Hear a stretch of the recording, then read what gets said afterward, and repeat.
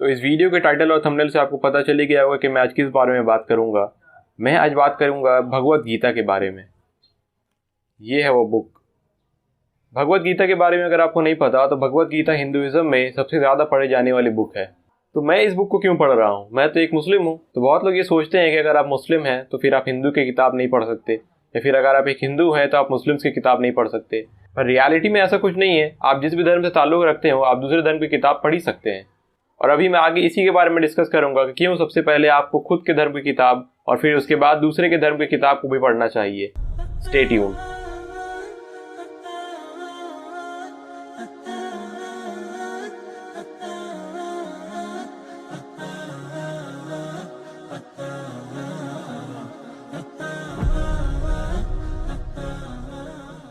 तो सबसे पहला सवाल कि मैं इस बुक को क्यों पढ़ रहा हूँ। आप लोगों में से बहुत कोई को पता होगा कि मैं एक प्रोफेशनल ग्राफिक डिजाइनर हूँ। जिस तरह से ग्राफिक डिजाइनिंग मेरा पैशन है, उसी तरह से मेरी हॉबी है कंपैरेटिव रिलीजन्स, यानी कि डिफरेंट रिलीजन्स और उसके स्क्रिप्चर्स को पढ़ना, उसके बारे में मुताला करना। ये मेरा हॉबी है। और एज मुस्लिम मैं कुरान के अक्सर पोर्शन को, यानी कि मोर देन 50% मैं विद ट्रांसलेशन पढ़ चुका हूँ। और इसके बाद जो नेक्स्ट किताब मुझे पढ़ने का शौक था रिलीजियस स्क्रिप्चर्स में, वो है भगवत गीता, जो कि हिंदुइज्म में सबसे ज़्यादा पढ़ी जाने वाली बुक है। अब बहुत से मुस्लिम्स के मन में सवाल होगा कि एक मुस्लिम होकर के क्यों तुम दूसरे मजहब की किताब पढ़ते हो, तुम्हें नहीं पढ़ना चाहिए। तो वैसे तो इस एलिगेशन के जवाब में बहुत कुछ कह सकता हूँ। ये कोई हराम चीज़ नहीं है पढ़ना दूसरे रिलीजन की किताब को। और अगर आप कुरान को पढ़ें, सूरह आल इमरान में वर्स 64 में अल्लाह सुब्हानहू व तआला फरमाते हैं कि कुल या अहलल किताब तालौ इला कलिमतिन सवाइन बैनना व बैनकुम, ए अहले किताब आओ उस एक बात की तरफ जो हम में और तुम में यकसा है, जो हम में और तुम में कॉमन है। अब आप मुझे सिंपल सा ये बताएं कि आप कैसे किसी एक बात पर कॉमन आ सकते हैं जब आप दोनों किताब को पढ़ेंगे ही नहीं। यानी कि फॉर एग्जांपल वैसे तो ये अहले किताब को लेकर के ये वर्स था, यानी कि ज्यूज एंड क्रिश्चियंस को लेकर के, पर क्योंकि कुरान एक टाइम बाउंड बुक नहीं है, ये टाइमलेस बुक है, तो ये हर एक रिलीजन पे फिट कर सकता है, हर एक रिलीजियस बुक से फिट कर सकता है। तो अब आप सिंपल से ये बताएं कि आप दूसरे बुक को किस तरह से बिना पढ़े आप कैसे पता लगा सकते हैं कि उसमें क्या चीज़ कॉमन है, उसके बुक में और आपके बुक में क्या चीज़ कॉमन है, ये आप कैसे पता लगा सकते हैं। तो ये वन ऑफ द रीजन है जिसके तहत आपको पढ़ना चाहिए दूसरे बुक्स को। ये तो बात हो गया एक मुस्लिम के लिए कि एक मुस्लिम को क्यों दूसरी किताबों को पढ़ना चाहिए। अब अगर कोई मुस्लिम नहीं है, अगर सिंपल ह्यूमन बीइंग को अगर मैं कहूँ, तो उसको क्यों पढ़ना चाहिए दूसरे मज़हब की किताबों को। फर्स्ट ऑफ ऑल तो अपने मज़हब की किताबों को पढ़ना चाहिए, और उसके बाद दूसरे मज़हब की किताबों को क्यों पढ़ना चाहिए, उसका आंसर ये है, जिस दौर में हम लोग रह रहे हैं यहाँ पर रिलीजन को लेकर के बहुत ज़्यादा कंट्रोवर्सी क्रिएट करी जाती है। और आप अक्सर देखेंगे कि अक्सर लड़ाइयाँ जो होती है दो ग्रुप्स के बीच में, वो रिलीजन को लेकर ही होती है।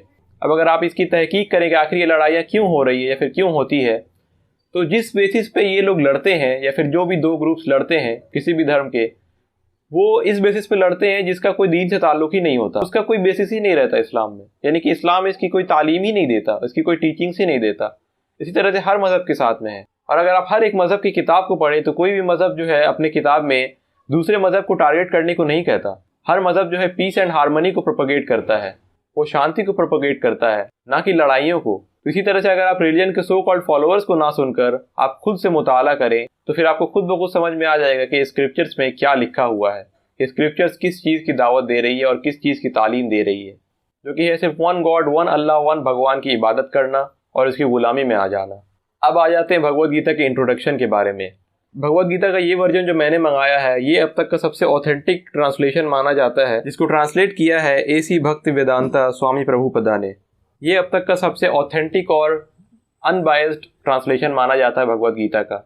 इसीलिए मैंने इसी बुक को परचेज़ किया है और इसी बुक को मैं पढ़ना शुरू कर रहा हूँ। तो इसके इंट्रोडक्शन में बताऊंगा। तो इंट्रोडक्शन ये है सिंपली कि भगवत गीता जो है वो 700 वर्सेस की एक बुक है। ये मेनली गीता से लिया गया है। इस बुक में मेनली है कुरुक्षेत्र का बैटल होता है। कुरुक्षेत्र के बैटल में अर्जुन जब वॉर से पीछे हट रहे होते हैं, वो वॉर नहीं करना चाहते, तब उनको श्री कृष्ण जो है एडवाइसेस देते हैं और उनको राह दिखाते हैं कि क्यों उनको ये वॉर से पीछे नहीं हटना चाहिए और क्यों उनको इंसाफ के लिए, सच के लिए लड़ना चाहिए। और ये पूरी की पूरी जो भगवत गीता है वो कन्वर्सेशन है बिटवीन श्री कृष्ण एंड अर्जुन। वैसे तो इस बुक को लेकर के बहुत सारे इंट्रोडक्शन आपको मिल जाएंगे और आपको इसके बारे में समरीज भी मिल जाएंगी चैप्टर वाइज। हर तरह से आपको हर कुछ कंटेंट जो है इंशाल्लाह मिल जाएगा वो यूट्यूब पे। पर मैं ये सोच रहा था कि मैं एक सीरीज शुरू करूं भगवत गीता के ऊपर, कि मैं जो भगवत गीता को पढ़ रहा हूँ उससे मुझे क्या सीख मिल रहा है, उससे मेरी क्या लर्निंग हो रही है और एज मुस्लिम में क्या क्या कॉमन पा रहा हूँ। तो इसके बारे में मैंने सोचा कि मैं एक सीरीज शुरू करूँ। आप इससे सहमत है या नहीं, आप कमेंट करके बताइए कि क्या मुझे ये सीरीज करना चाहिए या फिर नहीं। अगर मैं ये सीरीज़ शुरू करूँगा तो मेनली चैप्टर्स की समरी में डिस्कस करूँगा कि एक पर्टिकुलर चैप्टर से क्या समरी मिल रहा है हम लोगों को, इससे क्या लर्निंग्स हो रहा है, इससे क्या एडवाइसेस हम लोगों को मिल रहा है और इन्हीं टीचिंग्स का इस्लाम के साथ क्या सिमिलैरिटीज़ है, इस चीज़ को डिस्कस करूँगा। और मैं एज अ मुस्लिम मेरा पर्सपेक्टिव क्या रहा, मैंने क्या सीखा, ये मैं डिस्कस करूँगा। तो आज के इस वीडियो के लिए बस इतना ही था। अंटिल नेक्स्ट टाइम, अस्सलामु अलैकुम।